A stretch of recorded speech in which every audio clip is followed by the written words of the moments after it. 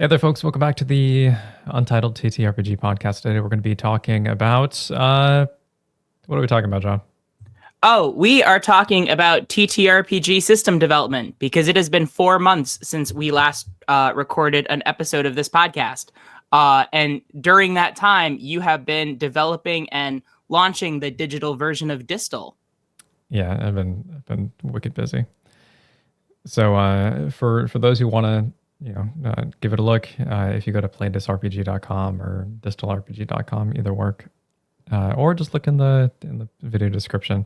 You'll find links to the stuff that I've been working on, and that's out. You can buy it in the digital version with hardcovers on the way.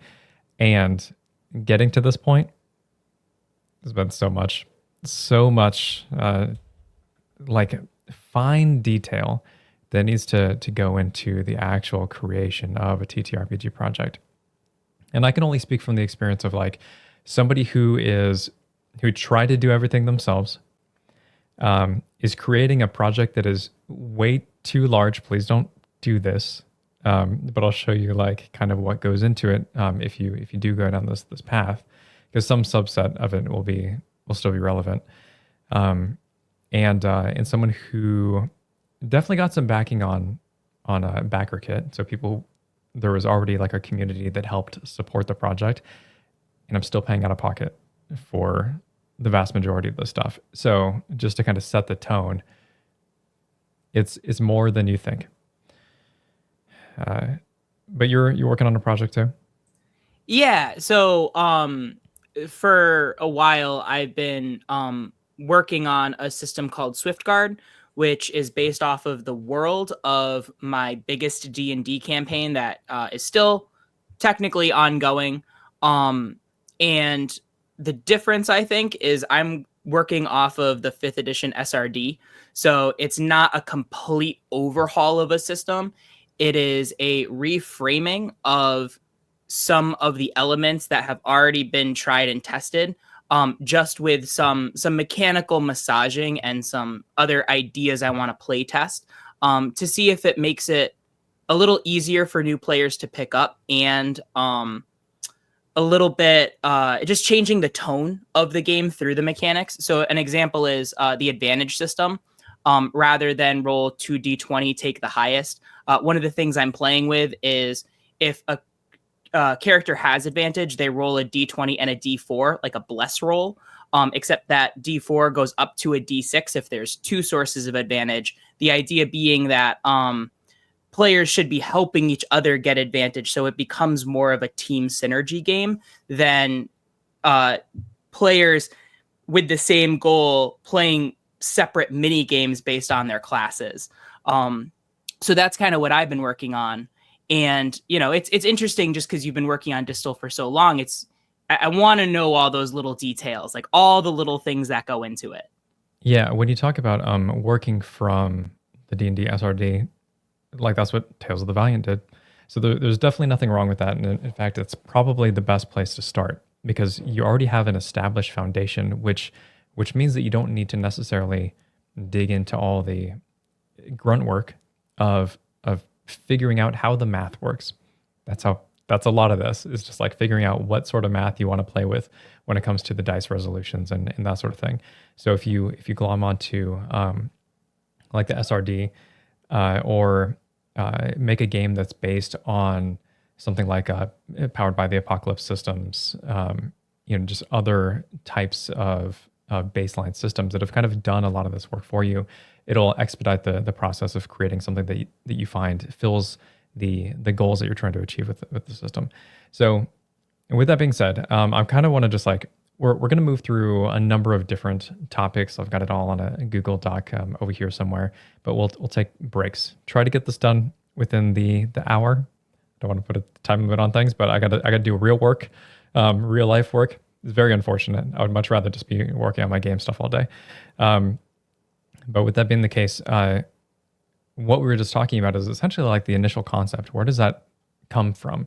Why do you want to create the thing that you want to create, and what's that sort of look like? So if we were to ask like, okay, what are you building? For you, John, it's all the mechanical details that you talked about and the problem that you're trying to solve. in being you mentioned the mini games with advantage and creating kind of like fostering this element of teamwork within the game a little bit more holistically. So that would be kind of like a part of the what, and I think part of the why too. Of you're trying to resolve a pain point potentially that exists within current D&D.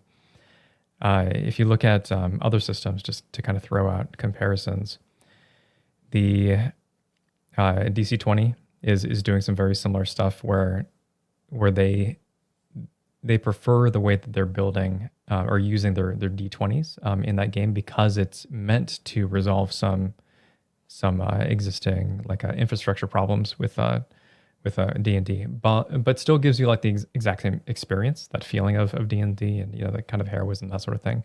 If you look at MCDM, different dice resolution system or different base dice in general, and they want you to be like the heroes who are like kicking down the doors and you're doing heroic things. That's the whole purpose of the game.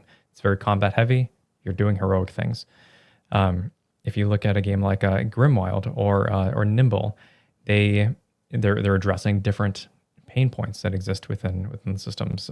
Grimwild takes D&D's concepts and makes it it focuses very heavily on the storytelling, and it doesn't care so much about the tactical component of the game. And combat, while it's a part of it, isn't like a central pillar of the experience. So you have to figure out what you're building and why you're building it. Because if you're just creating like, okay, D&D but different, it's not a very compelling hook. And one way to get to that compelling hook is really to ask like, who are you building it for? So John, when you look at Swiftguard, what sort of person would be interested in that game? Yeah, so the avatar I have in mind of someone that would be interested in Swiftguard is someone that's really interested in taking ownership over their own character sheet, and also for GMs to have an easier time teaching new players how to play. I think D&D can be so frustrating because, can you hear the dogs in the background? The dogs, I was looking at the cat who's having a hard time. Yeah, if you can't hear the dogs, it's fine. It's just they're howling downstairs. It's all good. Okay. So one of the things with D&D in particular is because there are so many specific terms that are super specific, a lot of times it can make it hard for an excited player to build the character they actually want. We were just talking about this in regards to the Forgotten Realms UA that just dropped, that like, if you're imagining Aragorn the Ranger and that's who you want to play in D&D, you can, but it's gonna be in a weird way, because if you look at D&D Rangers, it's not Aragorn the Ranger. That's some half-casting archer character that uses magic, and that's maybe not what you want. So you can technically make it, but it's just a lot harder to get to wilderness survival expert with sword and bow proficiencies. So really with Swiftguard, that's why I chose it to be a class list system. And it's more about picking the abilities you want to use at the table, not a pre-packaged set of a fantasy that you may not want to play. Yeah, I think one way to, I guess maybe to like categorize, what you're making versus what something else is making is like how many extra steps would somebody have to take to get to the fantasy that you're trying to create if they were to stick with D&D, just as an example. So like Aragorn the Ranger, like, okay, I can play this way, but it's probably better to play a rogue who then has a bow, who is focusing on their expertise and kind of like cosplays as the ranger. Or it's like, okay, you have to play a ranger, but you have to reflavor all the magic to just be more mundane things. So as a baseline system, if you start with that concept, it's meant to appeal to players who are interested in the more grounded style of play. So looking at small things like that can help you kind of determine who you're building a product for. And then on another level, I think you kind of have to look at what already exists, kind of what you're competing against, and ask why somebody would take it upon themselves to move past that friction to get to your product. And this is also making the assumption that we're creating these TTRPGs as a product. And you can do that even if you're not selling it, but just kind of like roll with it. We're going to talk a lot about the actual like, selling and marketing and blah, blah, blah, blah, blah. All the nonsense that keeps you from being creative, but you have to do it anyway in order to get people to play it. So just in case someone came across this the first time and they haven't heard about Distal yet, how would you answer these questions for Distal? Like, why did you make it and who are you making it for? Man, okay. So the core aspect of Distal is that I want to focus on hardships, not heroes. And at least that's kind of the hook. And it took a long time to get there. It was a lot of like experimentation with and a lot of like distilling what the mechanics kind of represent.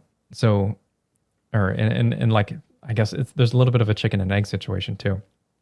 But so like death marks exist within the game, which is this idea that if you fall over, it's going to leave some permanent repercussions on your character. So the whole lifespan of a character is this: you're an adventurer, and eventually it's going to wear on you, based on the the times that you fall down, the hardships that you encounter, and hopefully your perspective will change.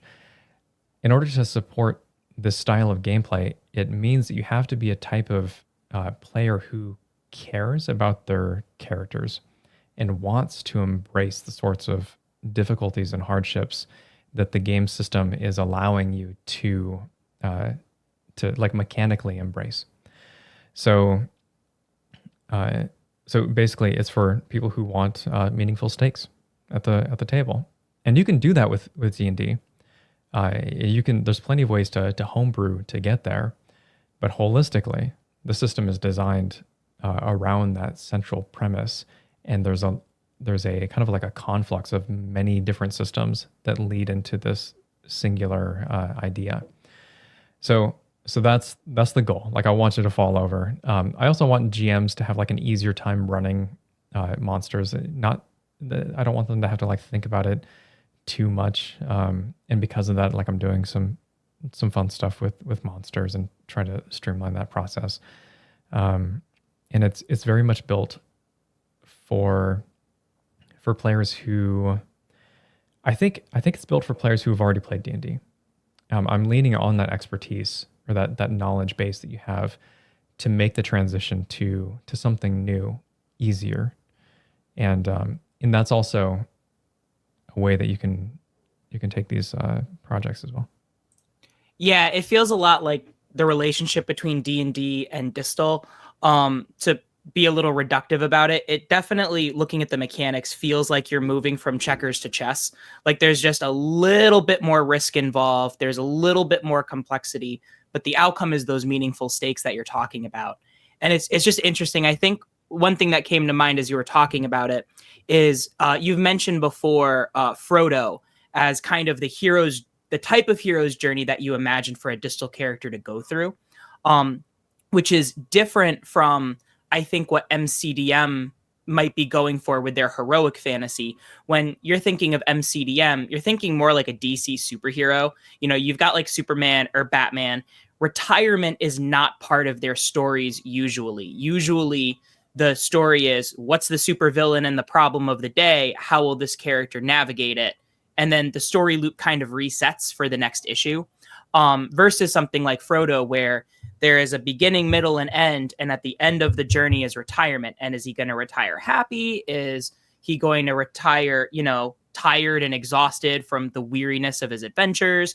It's interesting. The Witcher 4, there is the reveal that Ciri is going to be the new protagonist. And a lot of the response I was seeing anyway was, well, yes, that is a natural continuation of the fact that The Witcher 3 ended with Geralt's retirement or death, depending on the choices you made. But did he retire? Because I don't know. I interpreted it as them just doing Witcher stuff together, just like father and daughter.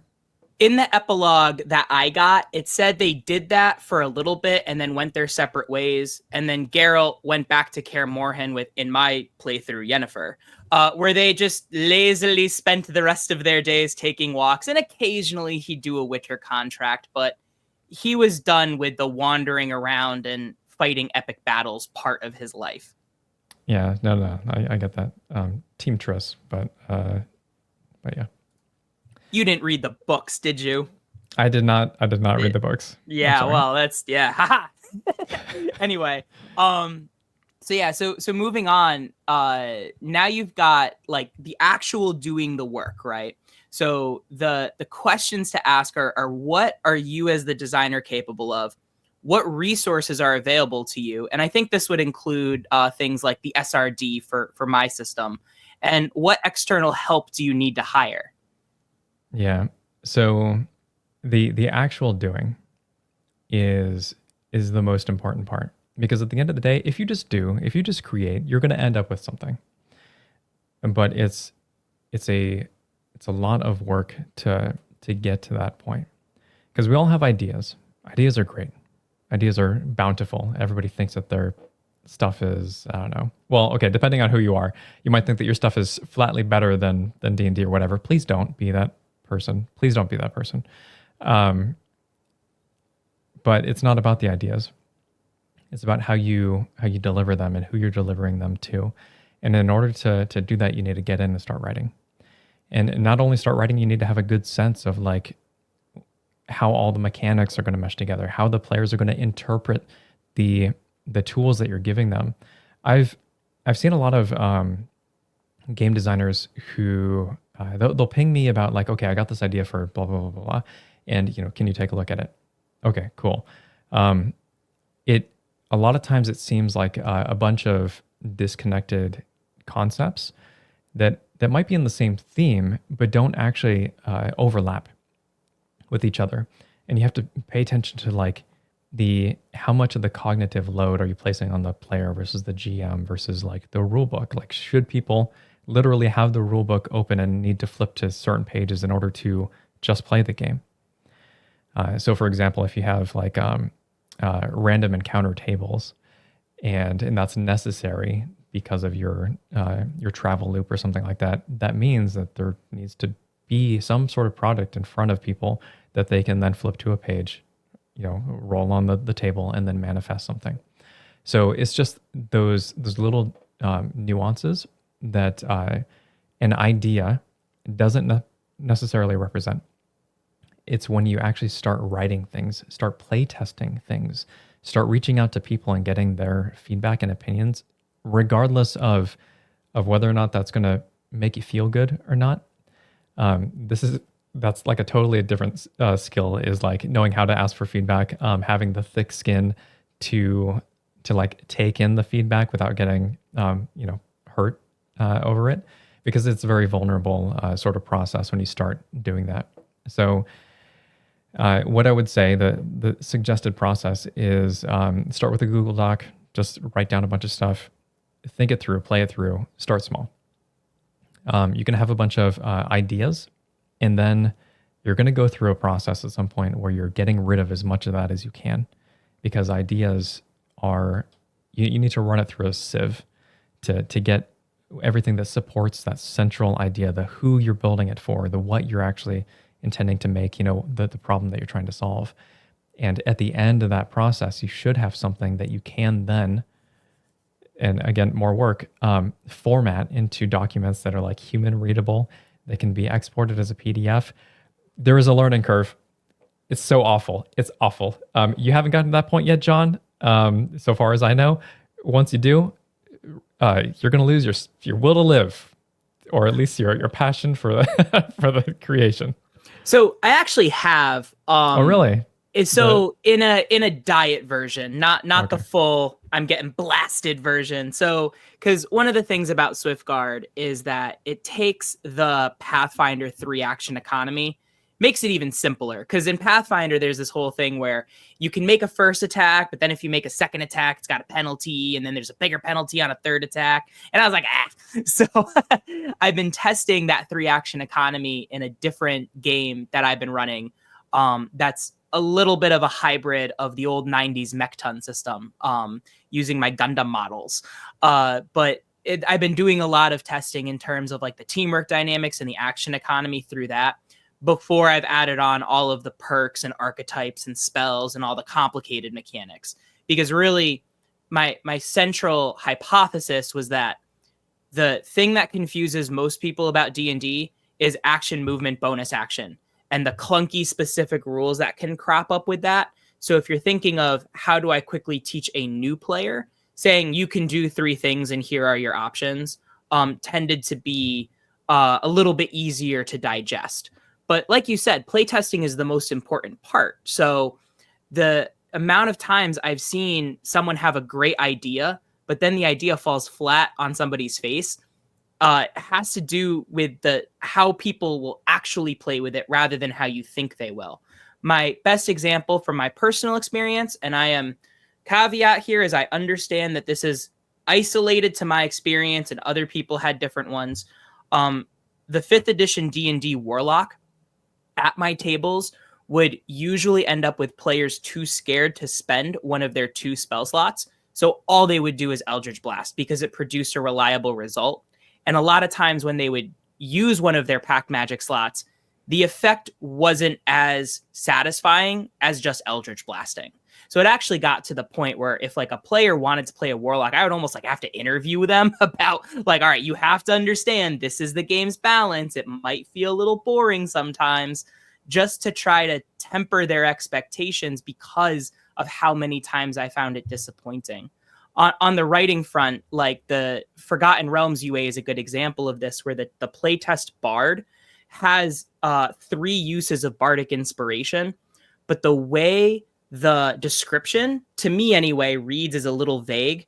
To me, it seemed like you had to use an action to then set up the bardic inspiration uses every time you did it, which was a really clunky action economy. Someone else was like, oh no, you pick one and it lasts until the end of the long rest. And I'm like, yeah, but it doesn't say that anywhere. So it was just interesting, like how we think we're communicating can sometimes be received differently, sometimes to no fault of our own. It's written perfectly well. It's just individual players will misread it or it'll get miscommunicated somehow, which is why playtesting is so important.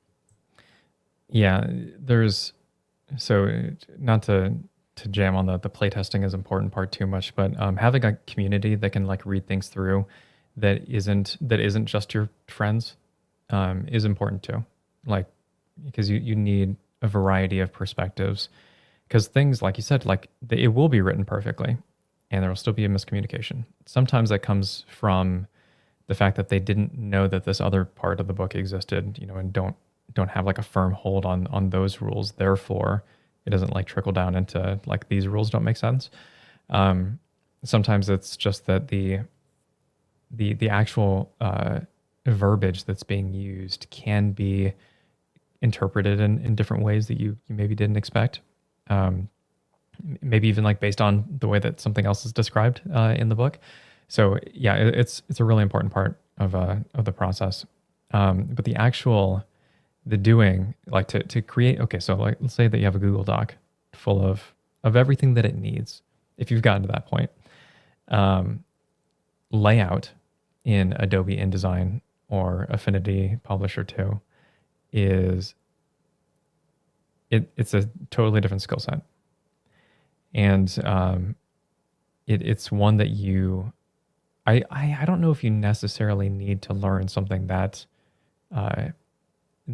complex, I guess. But if you want to turn out a book like Distal, like a proper, or like any TTRPG book that you have that isn't from like an indie publisher, then more often than not, it'll be laid out in a way that it's very difficult for me to describe this process because so much of it is learning and doing, and it's not the fun part.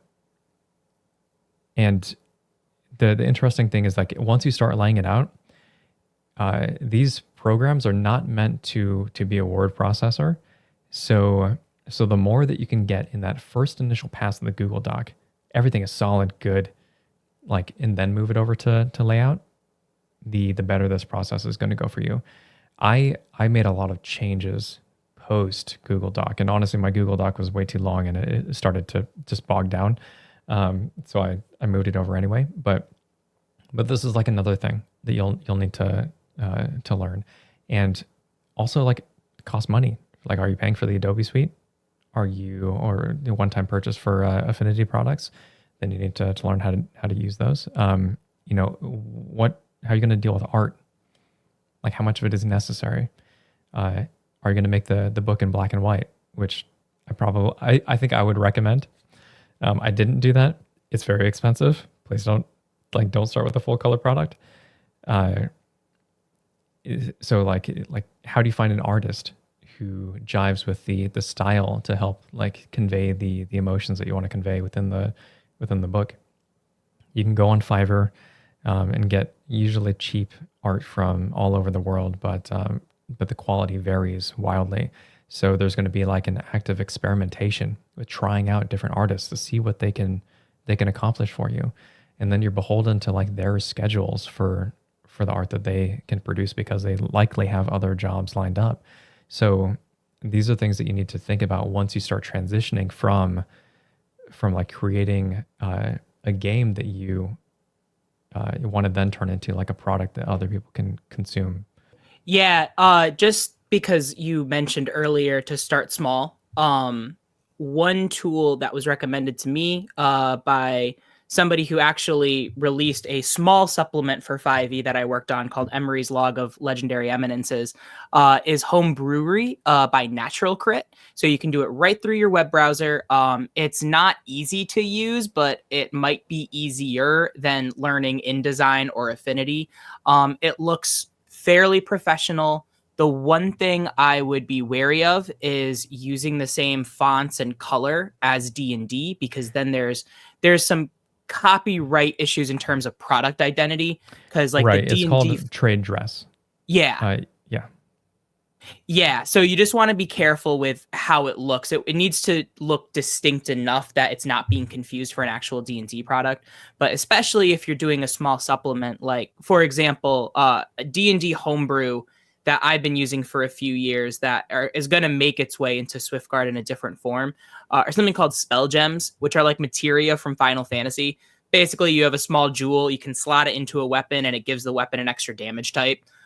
That was like an example of a small little supplement that you might want to make in home brewery. And if it looks different enough and it's not copyrighted or infringing on anyone's copyright, you might want to sell for like $1 or $2 on the DM's Guild or something. But that's a little more accessible tool that you don't have to purchase, that you might want to check out. Yeah, getting the reps in for creating small supplements is a good way to get started with this. Kelsey Dion, who did Shadow Dark, the Arcane Library was her website that created a bunch of like supplements for D&D. I'm pretty sure. I hope I'm not jacking that up. But and then Dungeon Coach, just as an example, did all sorts of third-party supplements for D&D. It's that sort of practice will help you get ahead of things that you're eventually going to run into when you're creating your own TTRPG. So just to get back to like, okay, what resources do you have access to? And building stuff from the SRD is like, it's a really good, solid foundation for you to begin this sort of journey. Yeah, so I mean, I think that pretty much like covers the whole doing the work process. But that 15 minutes maybe that we spoke that's a year of you building something, probably, and testing it and trying to figure out what the next steps are even. So the other aspect is kind of the community building process along the way. If you're creating a product that is meant to be consumed by more than you and your friends, and it's totally okay if it's not, then you need to be able to find those people. Where do you find those people? I'm fortunate enough to have a bunch of connections with the game that I used to work on, Planetside 2, and a lot of the folks appreciated the work that I did and are willing to help support the journey that I'm on now. But that's, it was 4 years into my YouTube channel, then it was another 7 years into the actual working on Planetside 2. So overall, well, there was some overlap there, but like imagine like, okay, 10 years to build up some sort of following that can even support me to this degree. So where are you reaching out to? Do you like there's many discords that are like communities for game design. JFace actually has a really cool discord that everybody there is super helpful, and they talk a lot about game design. That's what the whole thing is devoted to. There are a bunch of other places too. I might actually link them in the video description, just if you want to take a look. But aside from that, there's some forums as well. You can reach out to content creators. Quite honestly, it's going to be hit or miss. Especially the big name content creators they've got other stuff going on, and your ideas won't have value until they have value. Because if the content creators are in the process of making videos that are going to make them money, that means that you already haven't like a following, people interested in order to lend credence to this product so that they then support it. So there's a little bit of a chicken and the egg sort of situation, because you need the reach, because we live in this really awful algorithm driven world, but you also need to do like the grassroots to get you those inroads with people. So what I would say is like start investing yourself in the TTRPG community, just kind of as a whole, and genuinely, not just so that you can hawk your products, but also just be curious, help others. It's through connections that you will eventually, over time, build up enough of a community that can hopefully help support the thing that you're building now, and then take it to like the level that you might want to achieve. Yeah, I don't know. You invested in any TTRPG communities? I mean, the Darkboard podcast. There's the podcast, network, right? Yeah. So my usual podcast is Dragonmind. Right now, it's going through seasons. I just finished up the last edit for the episode reviewing the D&D 2024 classes from the Player's Handbook, which I'll be posting in the next few days or so. But yeah, that's the biggest, I think, community that I've joined is just the podcast network with Advantage and How Friends Roll. And it's really neat to just see people from all over the world give feedback and talk about how TTRPG communities are different in different countries. Like, what's the TTRPG scene like in the Philippines, and how's that different from the US versus the UK? Yeah. That's what I got on that. Well, point being, get invested, because you're going to, honestly, do that as a first step. Like, you should be doing that now. The more that you can learn, the more that you can reach out to people, the more that it's going to benefit you in the long run.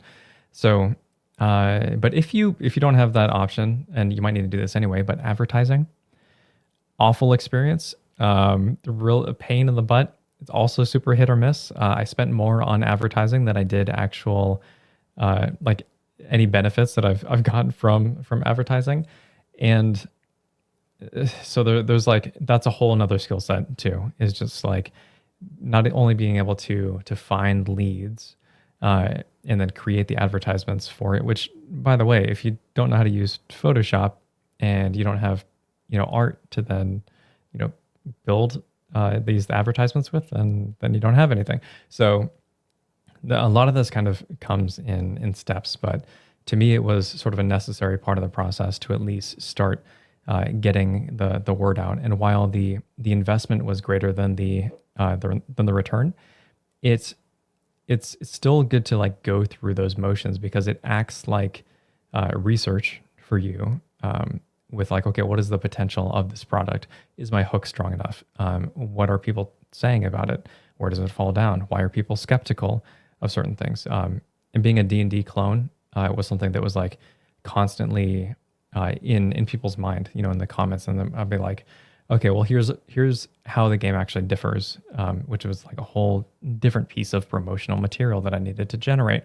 So this admin, the doing the stuff that isn't actually creating your game, is a big part of creating your game, and this is going to continue to be the case as we kind of talk through this. But the other step is like, okay, so if you've started to reach out to people, how do you maintain that momentum? I don't have all the answers. I have a Discord community, and it's very sleepy. Like I put, updates out. Certain people will engage, certain people won't, and then that's kind of just the process. I don't have a thriving TTRPG community within my Discord. And I do think that Discord is, for me, it's personally what works best. It's what I'm on every day. It's easy to post things there. It's easy to connect with individuals who are just, happen to be online at the time. So it's something to think about as well. At the same time, just like social media, it's very difficult to get people super invested in a specific place because there's so many options available. So one of the difficulties of this whole like searching for reach thing is that you also have to post everywhere, like if you wanted to go that route. And I honestly, like in hindsight, I don't think I would do that. I think I would just stick to like, I have an Instagram for Distal, I have a Facebook for Distal, I have a blah, blah, blah, blah, blah. I don't think it's worth it, at least where I'm at. And especially since so much has changed in this age where you can't actually access the people who are subscribing and following your channels and such, that it's unreliable. So the only thing that is reliable are personal connections, and finding a way to earn those is a super important part of this journey. Yeah, I think content creation might be an easier way into it. Now that is going to be a loaded suggestion because I have tried content creation and I am not famous like XP to level 3 or anything like that. But I actually just watched the latest video by WASD20, Nate, who's been in this space for 11 years. And he was just opening up about, the struggles of content creation, the benefits of content creation. And the one thing I found interesting that he said is that is kind of the way to make personal connections, because as long as you're not just hawking a product, and you're being genuine and trying to be helpful, people will notice.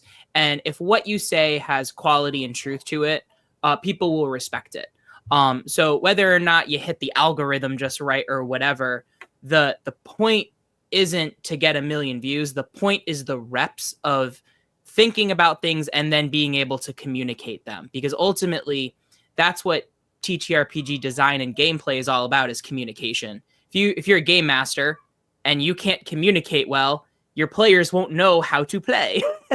And if you're a designer and you can't communicate your rules concisely and effectively, then the people who buy your product won't know what to do with it. In fact, that was actually, to bring it back to D&D, just reading up on some of the history with Gary Gygax, that was one of the initial criticisms, is people getting the rule book and being like, I don't know how to play, which is where the first D&D basic set came from. But the other side of that coin is that people were so excited about the idea and how the game medium was so new, they were willing to just make stuff up, even if they weren't sure they were doing it correctly. So even if you're not going to be perfect at it right away, just getting the reps of producing, whether it's a blog through Substack or YouTube videos or podcasts through Spotify, just getting used to talking and communicating your ideas and being genuinely wanting to be helpful, I think goes a long way. Cool. All right, so now we're going to get into the a little bit of nitty gritty stuff. But if you're looking to sell your book, there are certain places that you can do that. DriveThruRPG is like the most, I think it's the largest vendor of TTRPGs, bar none at the moment. Especially since they also recently merged with Roll20, and I feel like that momentum is they're probably going to be on top for quite some time. You can distribute stuff on itch.io. Like you just create your own little page for it, and then you try to reach out, and people will pick it up. If you have a like there are ways to like kind of sort of go through other publishers like Barnes and Nobles to like sell books and stuff too. I'm not super familiar with that, but bare minimum, let's say you have a book, a hardcover. There are like legal compliances that you want to take into account. There's for example, like on the back of every book is an ISBN, which is International Standardized Book Number, maybe something like that, and it has a little barcode. And some of them have prices, some of them don't. But these ISBNs, you have to purchase them from somebody like Boker or BookBaby or something like that. They're the private companies that have ISBNs, and that needs to go on the back of your book in order for you to sell it. Like you cannot do that another way. For digital products, it's more loose, and starting in digital is probably like the way to go regardless. But if the digital product is meant to be an ebook read on a Kindle reader or something like that, it also needs an ISBN because it acts as if it were a book. So there are just like other things that you'll need to learn up about, and you can do this toward the end of the process. Copyright is another one too, where so in the US at least, if you start writing something and like your written product is actually already copywritten, that's kind of loose to me. So you can also apply for copyrights for key elements that stand out, like your book titles and just like the company that you're going to be. So if you're selling a product, you probably need like an LLC to sell that product from, or to at least interact with the websites that will require you to be a company. And then there's taxes. I'm not going to speak on it because taxes are awful. It shouldn't exist, at least in the form that they exist. The one thing I will say on taxes, as someone who has not dealt with them, is just that it's something that a lot of people don't think about. So I'm quoting or paraphrasing the Eldritch Lorecast here, where when MCDM had its multi-million Kickstarter, everyone's like, whoa, multi-million dollars. And it's like, well, cut that in half because half of that goes to taxes. So it's just that's what I'll speak on it, is that it's just more than you think. Yeah. It's super awful. Capitalism. So let's say that you've done all the admin, you've packaged up a product. We've already talked about the delivery, which if it's in digital, DriveThruRPG, which DriveThruRPG is only going to give you like a percentage of that profit. You can make an exclusive deal with DriveThruRPG, which allows you to get like a little bit more profit, but you can't sell it anywhere else. So I've stayed away from DriveThruRPG altogether at the moment, despite being as large of a marketplace as it is. That'll probably change. Like even Daggerheart sells their stuff, or is being sold on DriveThruRPG, and it makes sense for other games who, if you're trying to make money, yes, it makes sense to kind of jump through those hoops to do it, reach a broader audience. The actual printing of a book. So I'm currently undergoing that process, which means that you need to need to look for vendors. Print Ninja was originally who I kind of wanted to go with. They're expensive for a China-based company, but that's because their stuff is like very well documented. There's a lot of different options. The process is very clean. However, due to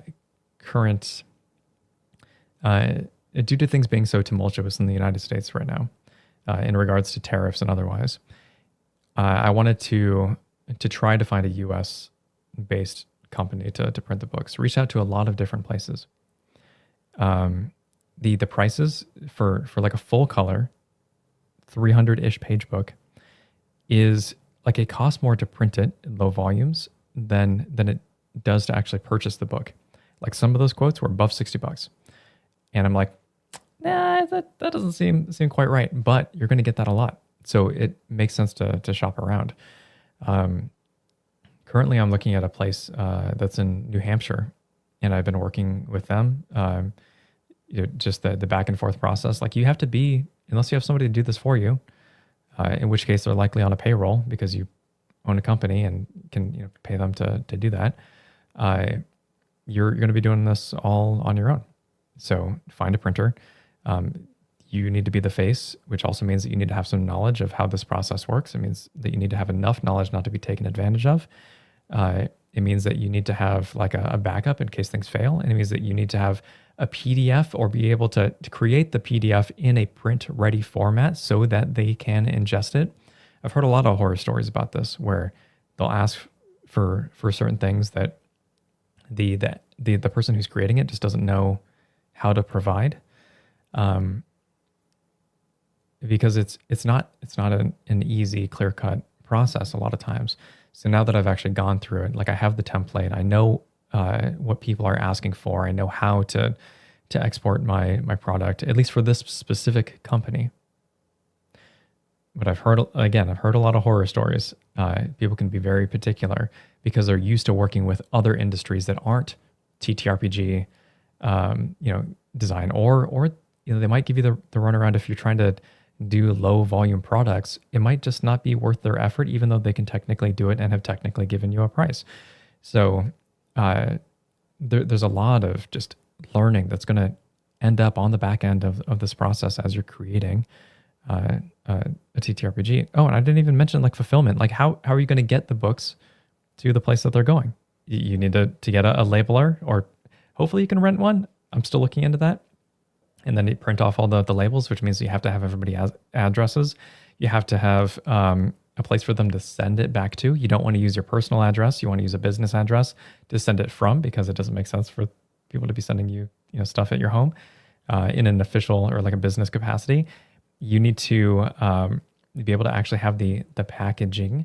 You're going to have to go drop that stuff off at UPS or whatever to then send it out. There's websites like Pirate Ship, which will give you severely discounted rates on the actual packaging, and they'll help you print out the labels and that sort of thing too. But you also need a label printer to actually do that and stick it to the thing.